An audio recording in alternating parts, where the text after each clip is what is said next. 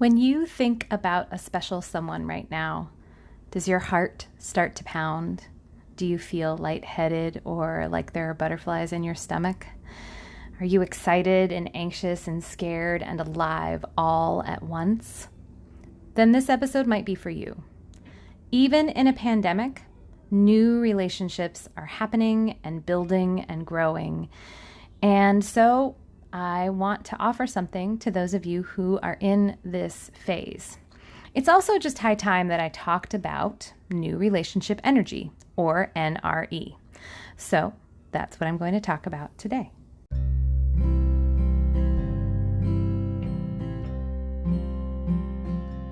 Welcome to Making Polyamory Work. Hi, I'm Libby Sinback, and I want to thank you for being with me today. I am a queer polyamorous mom and a relationship transformation coach, and I'm here to help you if you're feeling stuck, if you're struggling, if you want your relationships to be more nourishing, more functional, more authentic, and full of love. On my show, I go deep into what actually makes polyamorous relationships work, because relationships are at the core of our well-being as humans. I think love is why we're here and how we heal. So before I go into today's episode, I have updated this recording from the future because I want to let you know that right now, the doors are open for a new cohort of the Relational Non-Monogamy Circle. We are going to get started on November 7th. That is a Sunday. We're going to be meeting on Sunday afternoons all the way through until early March. The Relational Non-Monogamy Circle is my signature offering. It is so cool. It is a 4-month small group program where we go deep into many of the concepts I discuss on the podcast, as well as even more concepts that I only go into with my coaching clients. This is all of the best things that I have to offer distilled down into 16 weeks of awesomeness. It's designed so that you can learn, practice skills, receive hot seat coaching from me, as well as individualized support. And I approach things with a trauma-informed ecological lens. And what I mean by that is wherever you are, wherever you're coming from, you belong here, you matter, you deserve care and compassion, and we're all in this together. We're all connected. If you're interested and you want to learn more, you can check it all out and get all the details at relationalnonmonogamy.com. And so I encourage you, check it out. It's super awesome, and I am so excited to be offering this again. I offered it back in June with amazing results for all of the folks that joined, and I am so excited to offer it again. So really, check it out. You don't want to miss it. Okay, now I'm going to go into today's episode. Thanks for listening. I can remember when I first heard about the term NRE, which again, that stands for New Relationship Energy. I heard about it from my polyamorous best friend, and I thought it was funny that polyamorous folks had to come up with their very own jargon to describe what I think is already a pretty well-defined experience with so many names. I mean, we can call it NRE, we can call it Twitter-pated, we can call it infatuated, we can call it a crush, a squish, we can say swept off your feet, head over heels, or if you're getting fancy, you can use the word limerence. So, okay, yes, these words all mean slightly different things, and there's some context behind each one, but they're all ways of saying that you're in love, okay? I've noticed, though, that some people don't want to say in love. They really like NRE. It feels more specific to them. Now, this might be because you're a romantic or somewhere closer to aro on the spectrum. And so it just doesn't land with you to say that you're in love. Although I think even aro folks still get squishy inside and excited and all butterflied about people. It might just not be romantic love. It might just be, excitement about a new person. So that might be why in love doesn't work. For the rest of us, I think we may be uncomfortable saying in love sometimes because we're socially conditioned to think that being in love is some very big deal. To the point where some folks don't even want to name it. They're afraid to say it when they feel it and even refer to it as the dun dun dun L word. Though I personally prefer the other L word. Am I right? Just the phrase in love, I get it. It comes with so much cultural baggage and hidden scripts about what you're supposed to do with that. And perhaps that is why polyamorous folks felt the need to give a more specific and maybe a little more measured label to that feeling that we get. For the sake of this episode, while it may feel imperfect to you, I'm going to use in love and NRE pretty interchangeably. And that is an intentional choice. If that's going to throw you off, I want to invite you into the idea that being in love doesn't actually have to be a very big deal. Since you're already, hopefully, challenging norms about what modern, Western, colonial culture has told you about what a relationship is supposed to be and what's supposed to be important to you about it, consider that preferring a jargony term like NRE instead of just saying in love is rooted in the idea that love is this scarce, precious, elevated thing instead of something that we're just made of, that's abundant, and that is meant to be flowing through us all the time.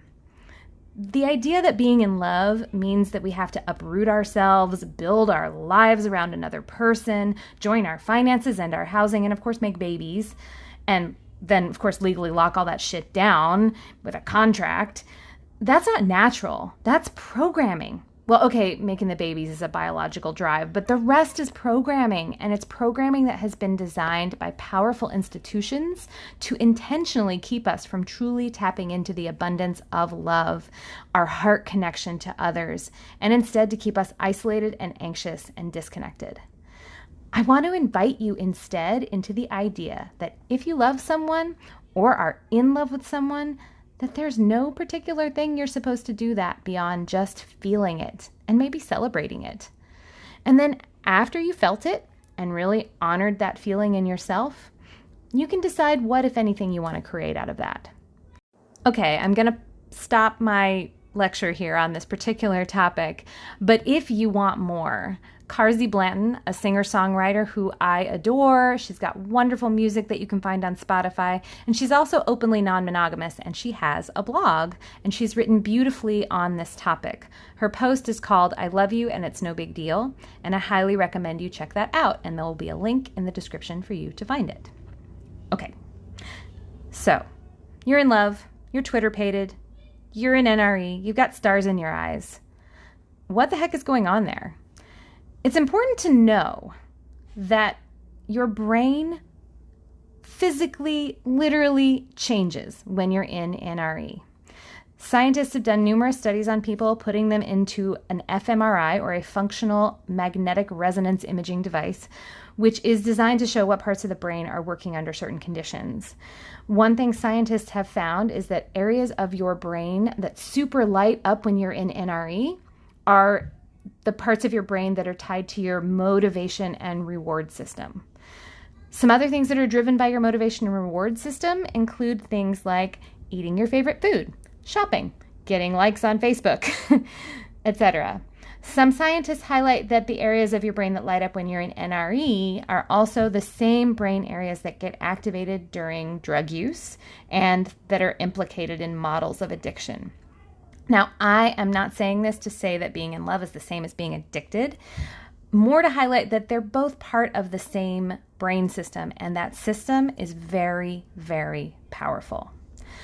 The primary neurotransmitter involved in your motivation and reward system is something you may have heard of. It's called dopamine, and dopamine is just really powerful stuff. Scientists used to think that dopamine makes you feel enjoyment and pleasure because it's so highly associated with that. And that is what motivates you to seek out certain behaviors such as food, sex, and drugs. However, subsequent research has shown that dopamine is more about triggering the behavior that causes you to seek out pleasure.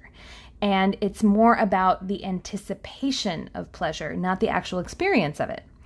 So it's not the system that turns on when you're eating chocolate ice cream. It's what's activated when you see the ice cream shop, when you go inside, when you pick out your flavor, when you pay the money, and when you hold that cone in your hand ready to take a lick. Dopamine is the neurotransmitter that makes you want, desire, seek, search for, fight for pleasure. It increases your general level of arousal and your goal-directed behavior. Dopamine also makes you more curious and more eager for new ideas and connections. There are other neurotransmitters associated with NRE besides dopamine, though, and it's worth mentioning them. There's norepinephrine, which can literally make you feel high. There's also oxytocin and vasopressin, which are more associated with bonding and attachment. These are the same hormones that get released in high quantities in new mothers and their babies when they're bonding, when the baby's born. But I think dopamine is a really big one that you need to pay attention to, because that in-love stage is the place where you want, but you aren't sure if you actually have anything yet. That's because it's new. And there can be a lot of anxiety when you're in NRE. You ask yourself, do they like me as much as I like them? Will we find some deal breaker in our relationship? How far can this go? Will it go too far? What will it be like when we kiss again? What will sex be like? When will we get those next few hours together? Etc. You get the idea. It's worth saying that dopamine is a big driver of human achievement and survival. And also, as I said before, it's also a driver of spending hours on social media, shoving coins into a slot machine, and stealing money for your next fix. It is powerful stuff. That doesn't mean it's bad or that NRE is the same as being addicted to cocaine, but it's worth being aware that it can really turn you inside out, which is why we often feel so fucked up when we're in love. I both love and hate NRE. I love and being in love. I love connecting to my heart and connecting my heart to other people's hearts. I hate the way that my brain gets in an obsessive loop that can prevent me from thinking about anything else. And the uncertainty and anxiety, while thrilling, also just stresses me the fuck out. I don't really enjoy confronting all of my insecurities. The whole experience can just be exhausting. But some people really love the high, and I get it. It feels amazing. But it's important to know that your brain is literally hijacked. And the theory is that our body does this to our brain with all these hormones and all of these neurotransmitters. They do it to get us bonded enough to make offspring and then stay together long enough for the baby to be born successfully and maybe be like walking before it all wears off. And it's important that you know that no matter what, no matter how in love you are, no matter how compatible you are, no matter how perfect everything feels right now, NRE does wear off. It generally has a shelf life between 6 months and 2 years. I think that's because literally all of these chemicals hitting your body all the time, bombarding you, there's only so long you can take that. I have seen it last longer than 2 years. But usually there has to be something that's keeping the uncertainty alive. Either there's distance, there's instability, maybe there's a lot of breaking up and making up, or maybe there's other relationships that push and pull on that and make it more complicated and thus unstable. Why am I telling you all this about the science? Because as with everything that is us in a heightened state, being aware of it can help you not get carried away by it.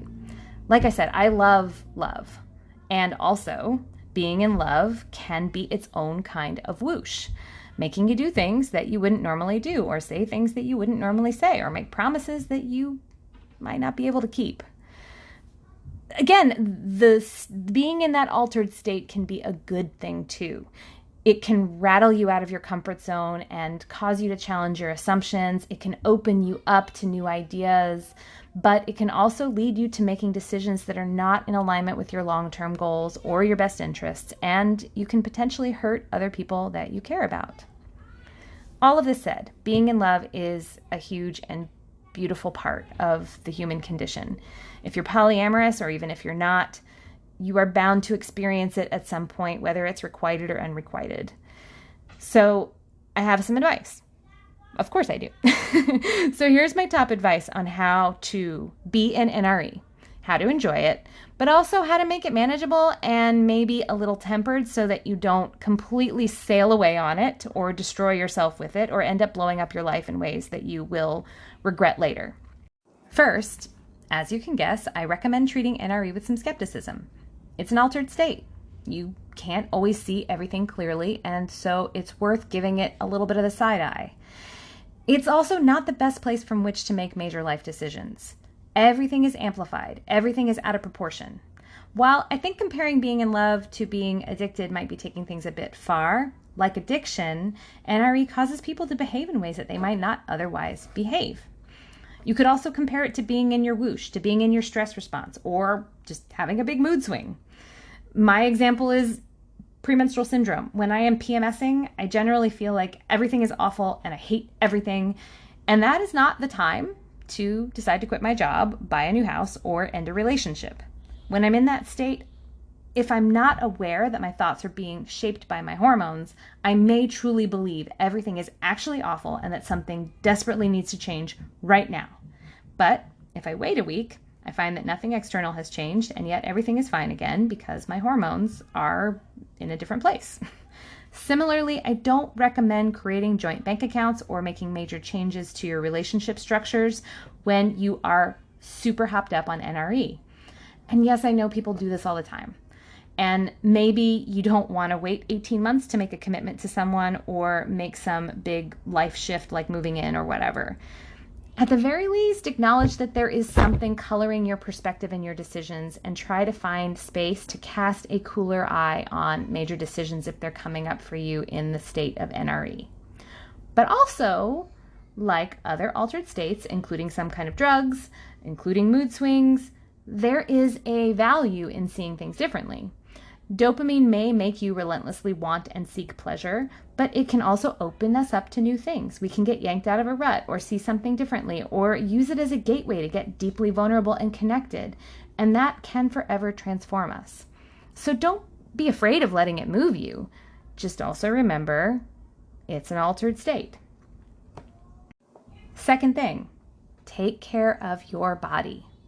All those chemicals coursing through you can really do a number on your body, altering your sleeping, altering your eating habits, and this can exacerbate the whole experience and make you even more prone to intense mood swings. Also, when you get so hyper-focused on one thing, it's just easy to forget to take care of yourself. So, as best you can, go to bed on time. Do some movement that feels good. Remember to eat nourishing foods. Make and keep your doctor's appointments. Take your vitamins, take your medications, etc. Don't let your excitement cause you to lose your self-care practices because they are essential and you don't want to be in NRE and also falling apart.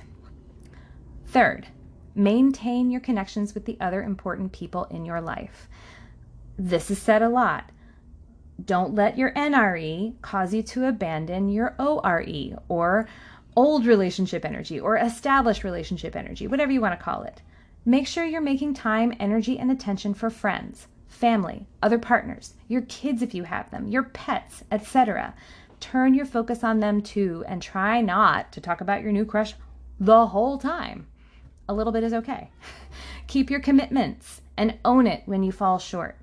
I think everyone has some understanding that NRE can really send you on a journey, and the people that love you may be able to roll with the shift in your energy and attention. But also, if they aren't, have some compassion for that too. They may be feeling abandoned or they may be feeling a little lost. And so just be caring towards them in that moment and own it when you fuck up. Remember, NRE is a temporary state, and when it's gone or settled down, you don't want your whole support network to be in tatters on the other side of it. Fourth, it's energy, so use it. You have all this juice for a new person. Your dopamine system is telling you that you can't get enough right now, but maybe you aren't going to get to see Hottie McHotterstein every moment that you want to. Don't waste the energy. Don't sit around climbing up walls and spiraling. Instead, use it productively. You can put it into your job, an exercise routine, your connections with the other people you love, or you can use it to create something. Great works of art, music, poetry, dance, and probably engineering too were created in this state. Okay? 5. This is going to be a tough one, but what I want you to do is be willing to be vulnerable. Okay? Let's be real. You have probably got no chill when you're in NRE. So you have a choice here. You can fake it or you can own it. And I get the inclination to fake it. That's what conventional wisdom tells you, you know? Make sure you don't text until a few hours after the person texts you, or wait a couple days before calling them back, or all this game playing shit, right? And maybe you're feeling super intensely and you're afraid just of being too much, of being too excited, of scaring off your new person. Maybe you want to fake it because you don't want to give your new love too much power over you. If you let them know exactly how into them you are, maybe they would take advantage of it. Okay, but forget it. Y'all, I am a Brene Brown fan, and I think you don't lose power by authentically showing your heart to someone. I think instead that there is tremendous power in your vulnerability. What I found is that my ability to be vulnerable often blows away the people that I love. And also it makes it safe for them to express all the things that they're feeling too. Also, if your partner runs away because you're so enthusiastic about them, I promise, even though that will hurt, that is probably a bullet dodged. This is a saying that I read once that really stuck with me. You will be too much for some people. Those people aren't your people. If you start out your relationship with someone trying to squeeze yourself and the bigness of your feelings into a tiny little box to make yourself desirable, you may never feel safe to come out of it. And then you'll be trapped in a relationship where you can't be your authentic self. Now, that doesn't mean that you blurt everything you're thinking and feeling to your partner completely unfiltered. Remember, you're in NRE, altered state. You might feel a lot of things and want to say a lot of things that upon closer examination might not be true for you. Or might be just piling a lot on this person that you love that's new to you and you're new to them, and that might make them feel pressured or overwhelmed. So also spend some time with your shitty first draft of your feelings. Just also be willing to be brave and say what you really feel. Being willing to show where you are can also be a huge gift to your partner. Your partner may feel the same way, and they may be as afraid as you are to show you where they are because they're afraid of being too much and being too intense. And if so, your vulnerability can give them permission to be as intense as you are. And if they're in a completely different place or just aren't feeling what they're feeling as intensely as you are, or maybe they're taken aback by your intensity, or maybe they just plain don't know where they are, still, you letting them know where you are can help them figure out where they are, where they want to get to, and where they want to go from here. So again, you're giving them useful information that can guide their next steps. Now, of course, there is a risk of rejection here, but I think that risk is always there, whether you show your feelings or not. And if showing your feelings gets you rejected, again, that person is just not your person. Number 6. Be willing to ask your new squeeze for things to help you feel a little better. Part of what makes NRE both exciting and agonizing is that it is an inherently insecure state. And there's no quick fix for this. I mean, everything is new, everything is uncertain. That's just the deal. Security is going to come with time, with building trust, with more experience of the person, and seeing if they keep showing up for you and that you keep wanting to show up for them. But you can still ask your crush to make it a little easier for you. Now, I know this idea really leans into that vulnerability, but letting your new person know how to show up for you can help build that trust and security. And it's also a great way to get to know each other better. And by asking for things that you like, that can reassure you, make you feel good, and create some semblance of safety, you're also helping them learn how to love you. And you can offer to do the same for them too. For me, it was something as simple as asking my beloved to please, hey, if you are thinking about me and you have a moment, just text me and let me know. That makes me feel less out on a limb because I am literally thinking about you all the time. And my partner at the time, he had been holding back on doing that because he didn't want to inundate me or overwhelm me with all of the times he was thinking about me. And so by me asking for what I wanted, I gave him permission to reach out whenever he wanted. And he knew that it wouldn't be too much, that it would actually be helping me and also him. And that was just one small thing. So I encourage you to really think about what might that be for you, what might really make you feel good. And it can really be something small, and just ask. Now, be willing to hear, hey, maybe that person can't do that thing, and it's got to be okay that they say no or that they might not be able to do that. But again, it can just really help you to let the person know, hey, I'm kind of out on a limb here and I'm feeling a lot of feelings, and just tell me I'm pretty. Tell me you like me. Tell me I'm not being too much, whatever it might be.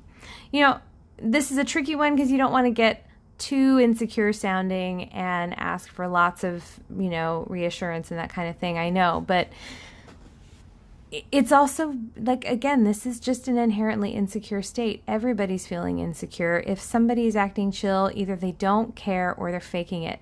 So let's just be real with each other and care for each other. So that's what this step is about. Okay, 7, last step. Are you ready? Enjoy it.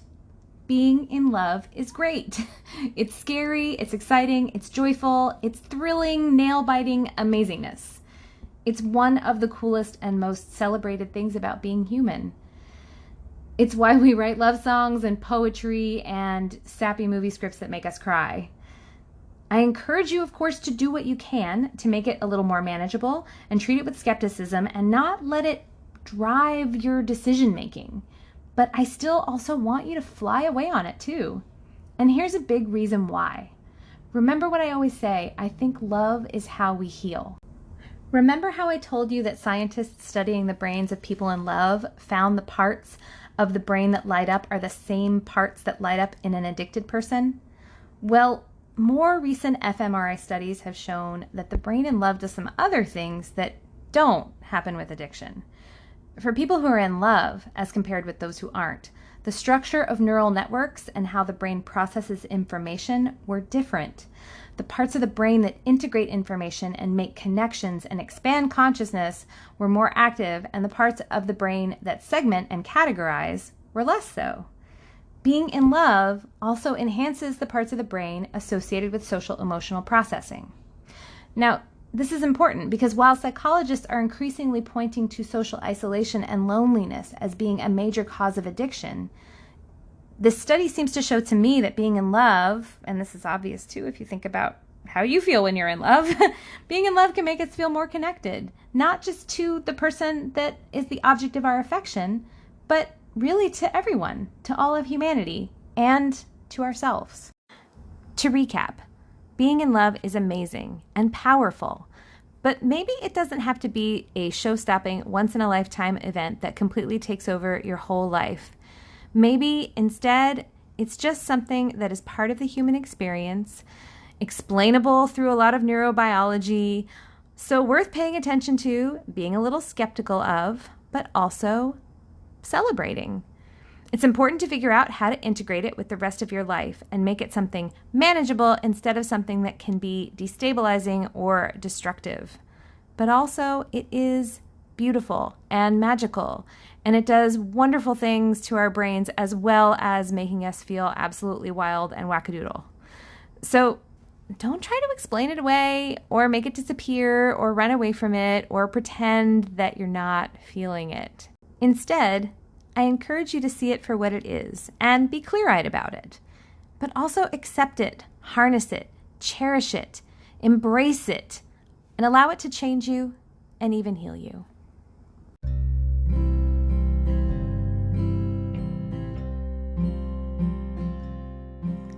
Thank you for joining me today.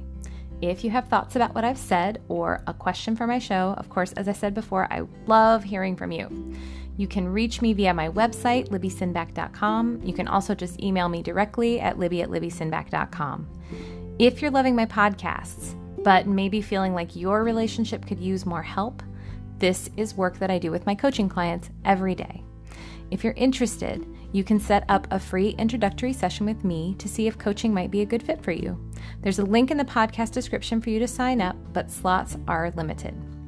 If you love this podcast, please share it with your friends, your networks, your Facebook groups, etc. And make sure you subscribe so you don't miss an episode, especially because I have a whole bunch coming out in the next few months. Also, if you listen on iTunes or Stitcher, I would be so grateful if you would leave a review or comment. That is the main way that more people find the show. So, thank you for being with me again, and I will talk to you soon.